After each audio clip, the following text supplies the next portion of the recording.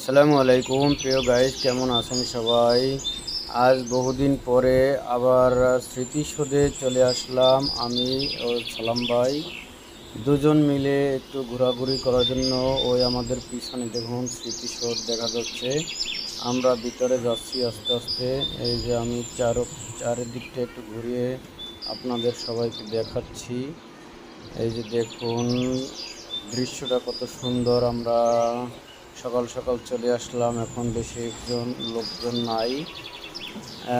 খুব খোলা মেলা জায়গা, ঠান্ডা হাওয়া, রৌদ্র তেমন একটা নেই।